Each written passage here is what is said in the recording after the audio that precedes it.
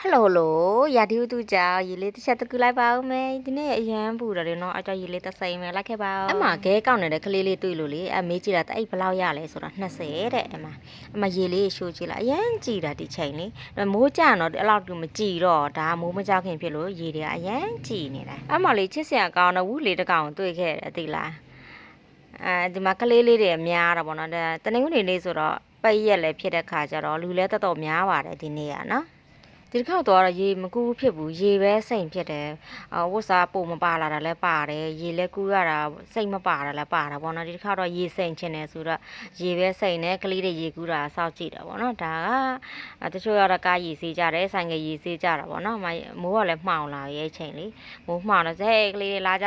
ဆိုတော့အမလှမ်းခေါ်တာမတရားမလာတော့ဘူးကြဘူးကဲအမကူးနေတဲ့ကလေးတွေဘလို့မအော်မရခေါ်မရတဲ့ခါကျကိုတိုင်းမဲ့စင်ကူးလိုက်ရင်ကောင်းမလားလို့စဉ်းစားနေတဲ့ခါကျတော့အမပါလာတဲ့ဘောစီကြီးကဟင်းတွေပါတွေမှားပေးတယ်အမမာလာတွေအစုံပဲသူမှားပေးတဲ့ခါကျအမထိုင်စားပါတယ်ဟေးနို့တွေလက်ဆန်းနို့မဆန်းငါကောင်းစားမယ်ခေါ်လည်းမတက်လာကြပါဘူးရှင်တော်တော်လေးကိုရေကြိုက်တဲ့ကလေးတွေပါအဲ့ချိန်မှာမိုးကလည်းနည်းနည်းလေးမှောင်လာတဲ့ခါကျမှပဲအမကူးနေတယ်ကြည်လိုက်အောင်အမကြည်လာအောင်ဒါခွဲရင်ကလေးတော့မဟုတ်ပါဘူးအမကူးနေတဲ့ကလေးလေးတွေရိုက်ထားတာပါ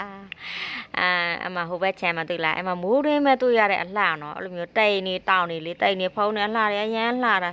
အဲ့ဒါကရင်ပြည်နယ်မှာပဲတွေ့ရတော့နော်ဒီလိုမျိုးရဒီဥသူမျိုးကအရန်ကိုလှတာ